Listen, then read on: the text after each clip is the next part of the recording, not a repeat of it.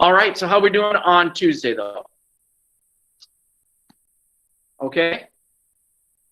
All right. I always have the most energy. I don't know why, but I always have the most energy on Tuesday. So there we go. All right, yesterday, I apologize. I don't think yesterday really was a good day. All right. From my standpoint, because I don't think I was on par, on task. And so today I'm going to do a better job with it. So yesterday, one thing is I'm going through those Indigenous movement activities, and thanks for those who have completed it. Those who haven't, please reach out if you have questions and concerns about it. But on one of them, it jogged my memory, and spoke about a book, Bury My Heart at Wounded Knee. All right, and that book that came out had probably been the most complete about Indigenous history in the United States and what it meant. When they said, buried my heart at Wounded Knee. All right, those who have put Wounded Knee on their finished assignment, what does Wounded Knee symbolize? Do you remember what Wounded Knee symbolizes for Indigenous people? So those at home, feel free to put into the chat if you think you know. Wounded Knee happens in 1890. And 1890 is a very important year in the United States. A census report came out and in 1890 and showed that our population is greatly expanding with new immigrants coming from different places in Europe. So represent a new change there. But also another report came out and said we no longer have any more frontiers in the United States. And a lot of it has to do because of Wounded Knee. That was the last big battle in the Great Plains War. The Great Plains War, one could say, started in 1862, of all places, Minnesota, and ends in Wounded Knee in 1890.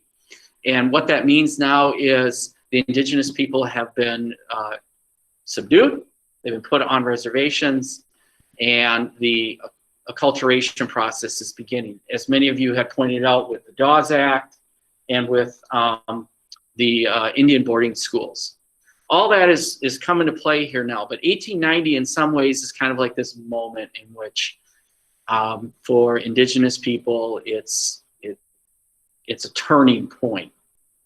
And sometimes we thought that the thinking is after 1890, nothing really was happening for Indigenous people. But as you pointed out in some of your activities, there is some things that were going on. And then just a few years ago, a new book came out, and I had read "Bury My Heart at Wounded Knee." Again, very powerful book. And then a new book came out.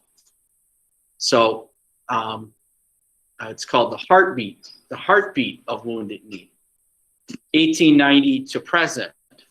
Basically, it was saying that Indigenous people are still here, and here is what has happened to Indigenous people after 1890.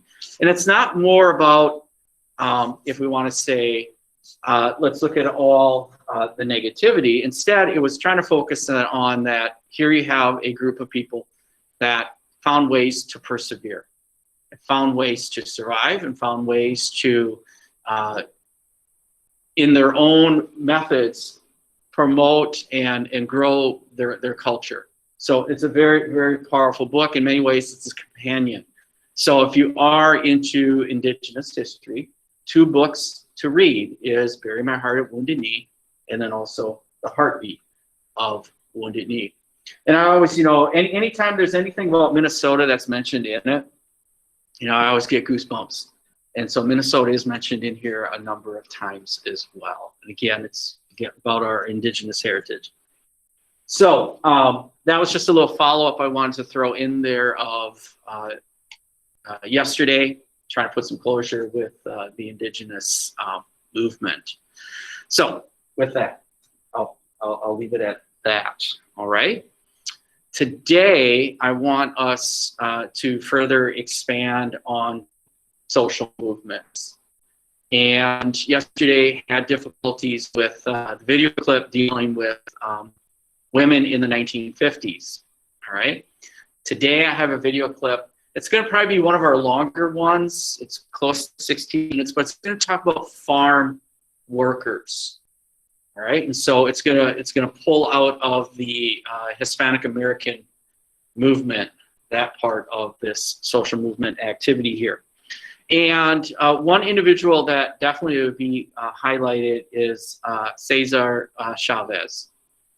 All right, and he will be very instrumental. He is like the Martin Luther King Jr. for farm workers, the Mahatma Gandhi for farm workers. And in Minnesota, we have a boulevard, a road named after him. Does anyone know where you might find Cesar Chavez Boulevard? In the great state of Minnesota? Anyone at home? Well, if you ever go to the west side of St. Paul on Concord Avenue, part of it in the west side of St. Paul. So we're looking at in between 52, around there, Highway 52, and Robert Street. No, Wabasha. Yeah, Wabasha. In that area, it's kind of, again, granted, a few other area avenues and streets around there. That is the, one could say, the Latinx area of St. Paul. And so it seems appropriate that Cesar Chavez would, that area would have a street named after him there. All right, so with that, we're gonna watch a little video clip here. So give me some moments here. Let's dial it in and take a look at, like anything, we watch, what is the message? What are the issues? And tactics. Tactics is important here. And that's one thing maybe I forgot to highlight when you looked at the indigenous movement. Look at tactics. So if we want to look at constant themes in all this, whether it is the indigenous movement, women's movement, feminist movement, the Hispanic American movement, and then we get to the civil rights, look at tactics. Because that can demonstrate how effective they might be. So without further ado, let's watch this here. I think it'll work today. All right.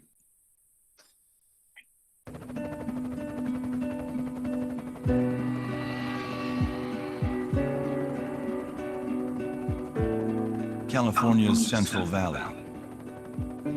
23,000 acres of some of the most productive farmland on the planet. In the 1960s, while the agricultural companies that owned the land became wealthy, tens of thousands of farm laborers who worked the land remained desperately poor. These were inhumane conditions. They were un-American conditions. They were conditions that relegated these farm workers to the lowest workers in the whole country. Most were Mexican Americans who could neither read nor write. Most would die by the age of 49. And to most of the country, they were invisible. Every time we sit at the table to have something to eat, the fruit and the vegetables got there because someone was exploited. They're subjected to the sun and to the heat and to the cold and to pesticide poisoning. They're treated like animals. And they endure all the sacrifices and all the suffering so you can eat and I can eat. These men and women and children feed all of us, and they don't have any food for themselves, and we're going to change it. It's going to be changed.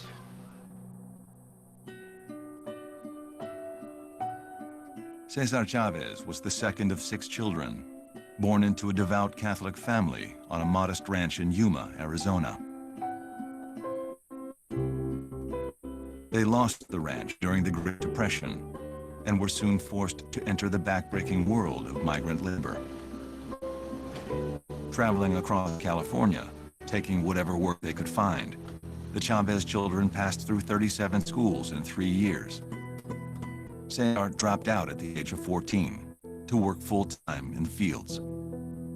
What was amazing about Caesar is that he was almost entirely and completely self-possessed. He never got past the 8th grade, and yet he was brilliant. After a stint in the Navy, Chavez worked for the CSO, the Community Service Organization, a group dedicated to improving the lives of Mexican Americans. There, he met someone who shared his passion for justice, a 28-year-old former school teacher from Stockton, California, Dolores Huerta. In the school where I was teaching, there were a lot of malnutrition to children. So I went to my principal and I said, you know, these kids, you're obviously very hungry. You know, can I get a voucher for shoes, free lunch for these kids? And his response was, their parents, all they do is drink up all their money. I knew he was wrong. A frustrated Huerta had quit her teaching job to join the CSO. At a meeting in San Francisco in 1962, Cesar Chavez approached her with an idea that would alter the course of their lives.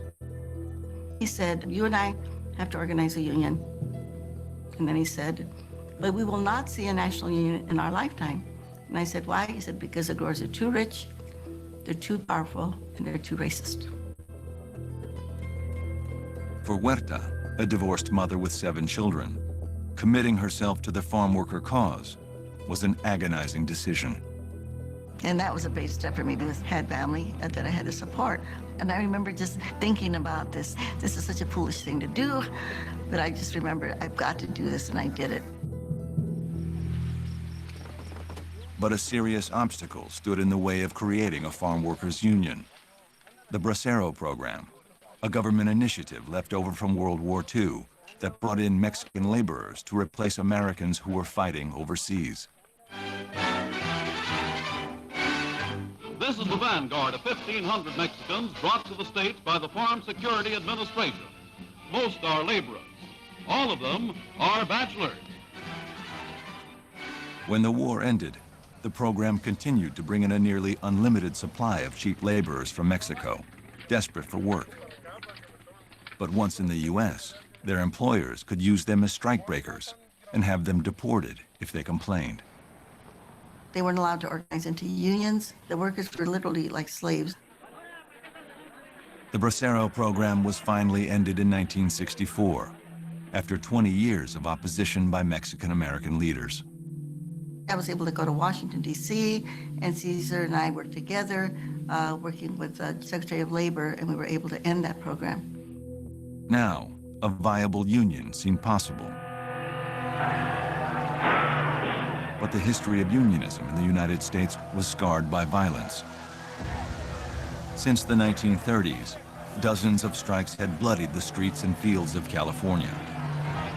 Attacks and retaliation often triggered cycles of violence that robbed workers of public support and doomed the strikes to failure.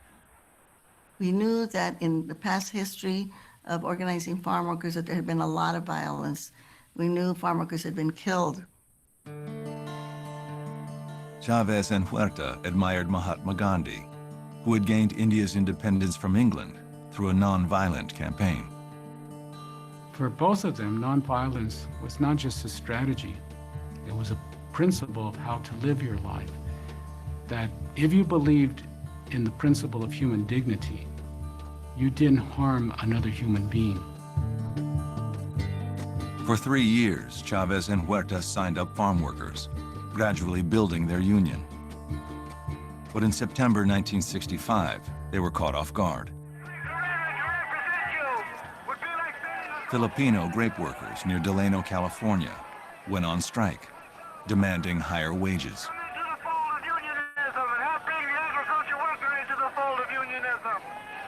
We voted to support the Filipino workers, but we were very naive. We made these big old signs that said huelga, which means strike in Spanish. First day, we had a couple of strikers that were beaten up, and it was not a good experience. Here's this young woman, not that big, leading a struggle.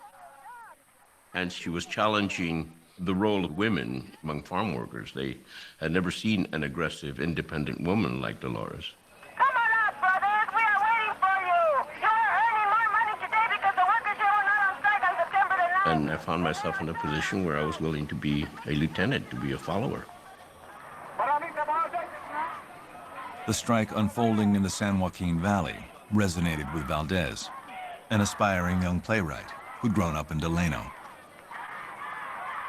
We were migrant farm workers, and so I was in the fields before I could walk. I was in my mother's arms, and like a lot of migrant kids, I used to sleep in a fruit box while she worked. And eventually, when I was old enough to walk, I began to work.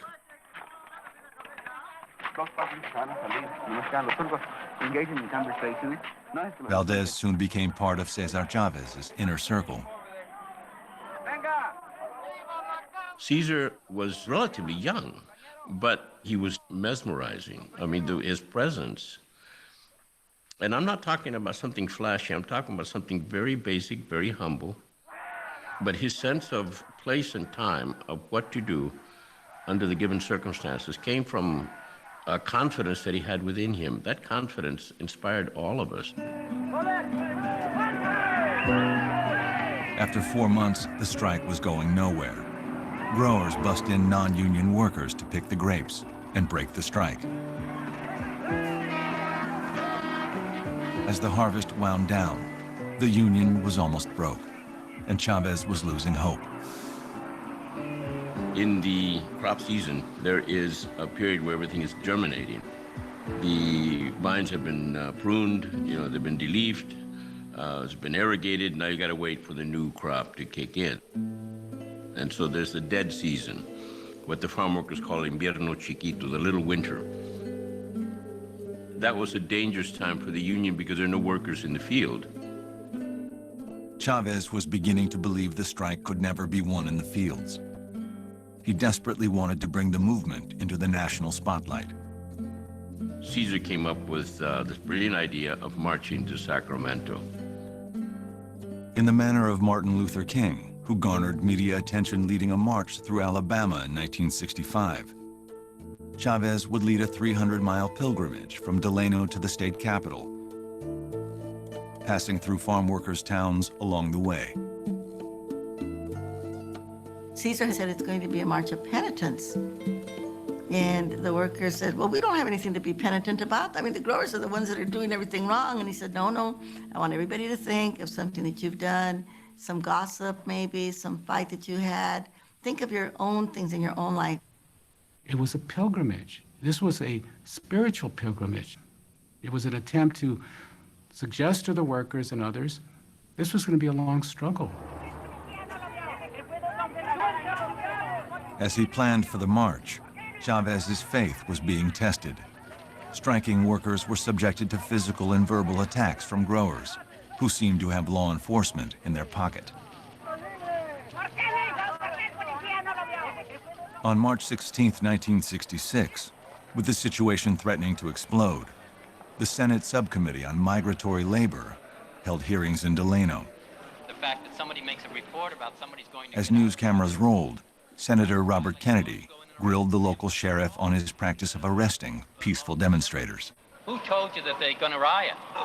The men right out in the field that they were talking to said, if you don't get them out of here, we're going to cut their hearts out. So rather than let them get cut, you remove the cause. This is the most interesting concept, I think. How can you go arrest somebody if they haven't violated the law? They're ready to violate the law. In other words... Could I suggest from the luncheon period of time that the sheriff and the district attorney read the Constitution of the United States? The farm workers have suffered in our society over the period of the last 30 years, and that situation has to be changed.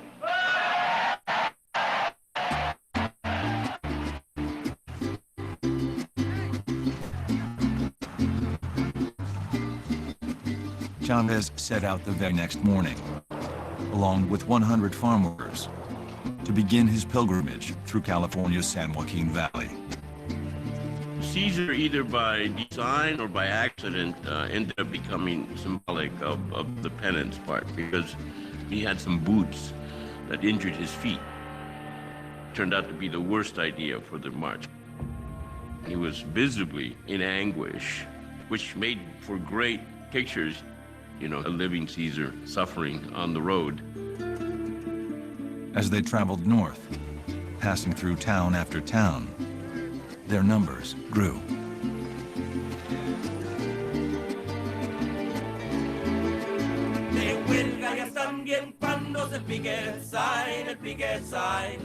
Lo llevo por todo el día, el picket sign, conmigo toda la vida.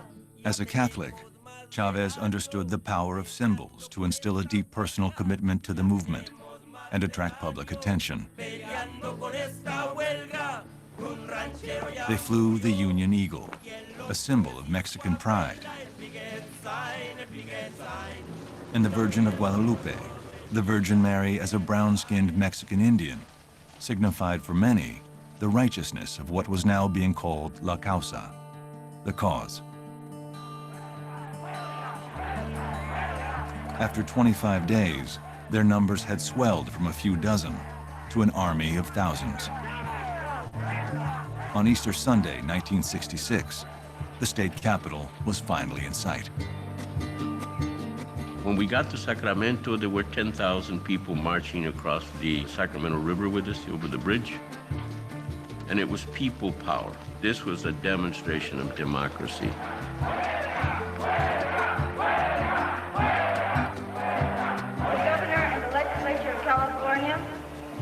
We say, you cannot close your eyes and your ears to us any longer.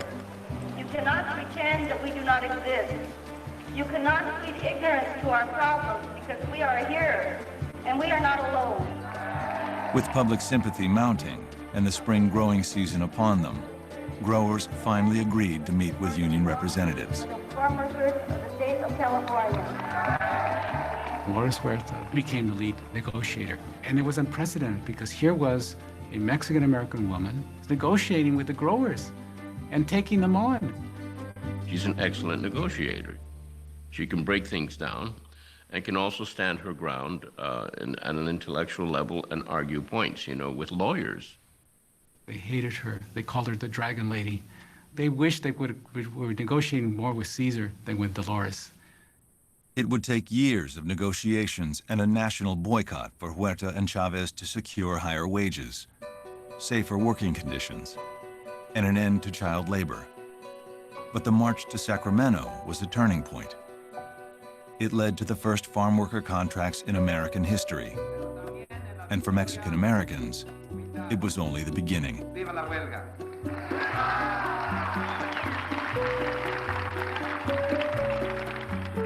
The rise of Cesar Chavez as a national figure began a fundamental shift in Mexican American identity. Before Chavez, most Mexican American leaders came from upper-class families and tended to be light-skinned, European-looking, traits that were prized by many in the Latino community. Our elders, you know, when there was a new baby, and they say, ay, qué bonito, mira, qué chulo, mira qué ojos azules, qué güerito. And then we'd hear, ah, pobrecito, mira qué indio salió. So, you know, say, look at that pretty baby, it's got blue eyes, you know, it's so white, it's so pretty. And then the other baby, another cousin in the family, ah, too bad, man, he came out dark, he looks like an Indian. There was a self-hate that was embedded in that. But after Cesar Chavez, some of those prejudices began to erode. He had become pretty much a national icon. And we loved him because he dressed the part like we did. No suit and tie, no brill cream, no aftershave, puro indio, soft-spoken, khaki pants and the flannel shirt, mixed blood. This is who we are. We are America.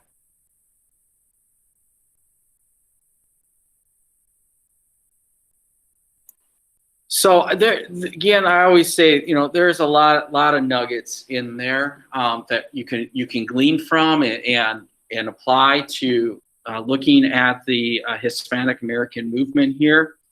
And so if you look at just on this clip here, what was, if you can think about it, if we put a formula together or put together a sauce, secret sauce here, What was the formula for Cesar Chavez and Dolores Horta? What allowed them to be so successful?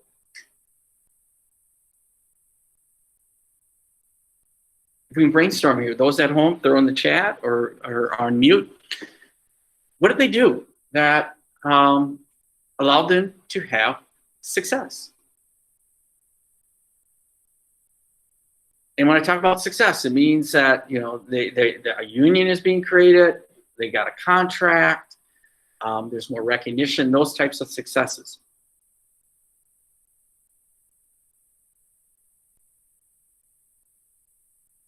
And this will be also kind of, we want to look at formulas. This will be very similar formula that will be used by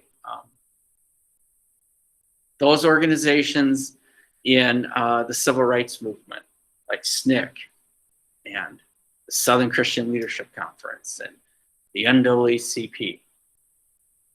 And something that even in the indigenous movements, they will use, like AIM. What is it? What do you got? Peaceful assemblies. Okay, peaceful assemblies.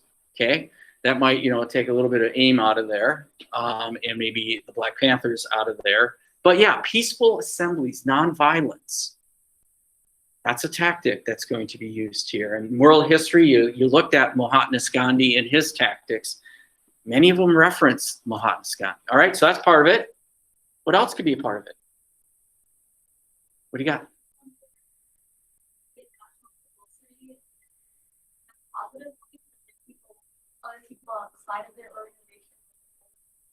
Okay, so yes, the power of the media here, and media is going to come into its own in the 60s, big time. It's going to play. We know that media can play a role in formulating what we're thinking, and in this case, media is documenting it. And it's bringing in what we might call, you know, the allies, people who are going to support. All right. Anything else?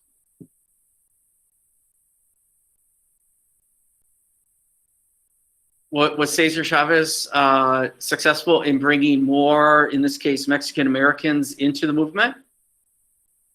Absolutely. So you got leadership. I think it's because he looks like that.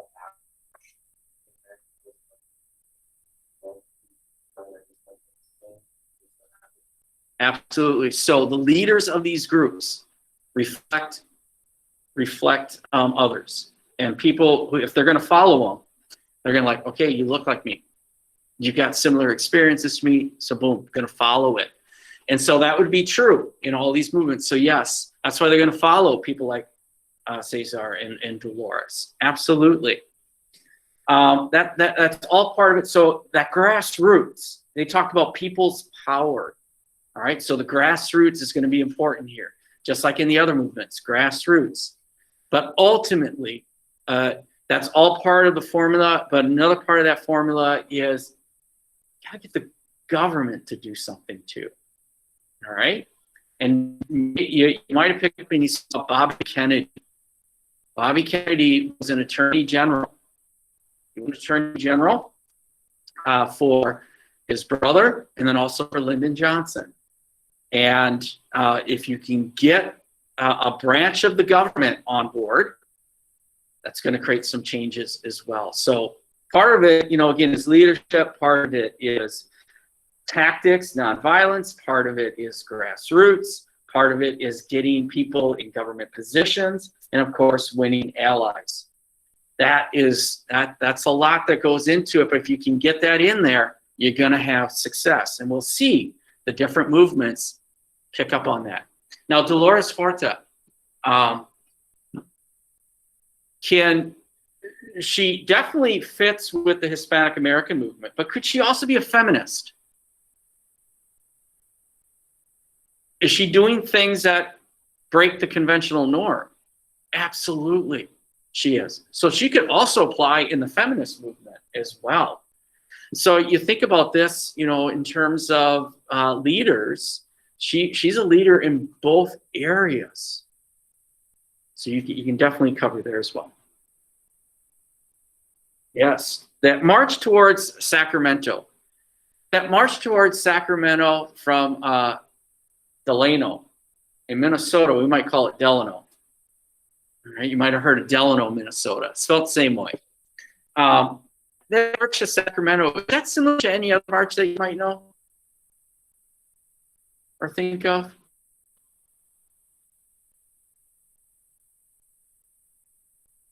Think of others, maybe in world history or what you might know.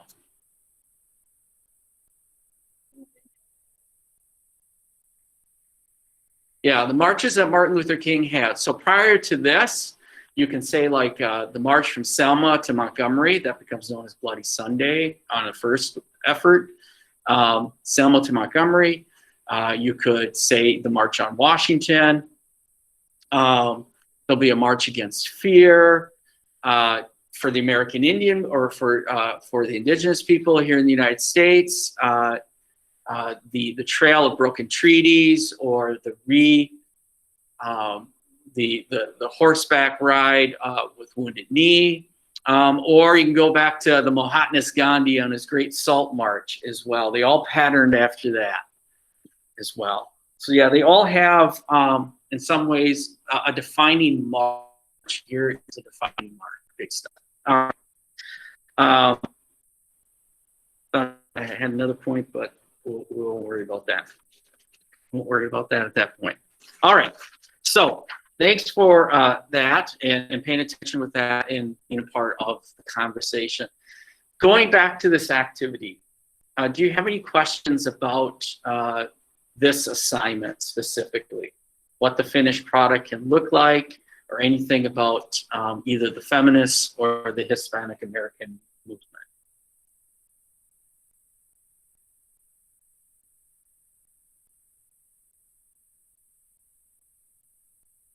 Anything, if you got questions at home, please put it in there.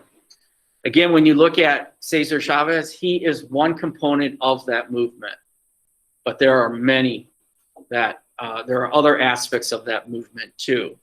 So he's a big part, but there might be some other issues also that needs to get tackled. His big one was dealing with workers and worker rights.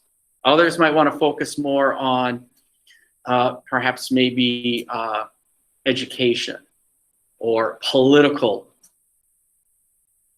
action. Okay? And with the feminist movement, again, there's a lot of layers as well. So with that, I will stop talking, and I will give you the rest of the class period to dig into working on this assignment. Remember, it is due tomorrow, but if you do it on paper, I'll collect it from you on Thursday. You take screenshots of it. All right?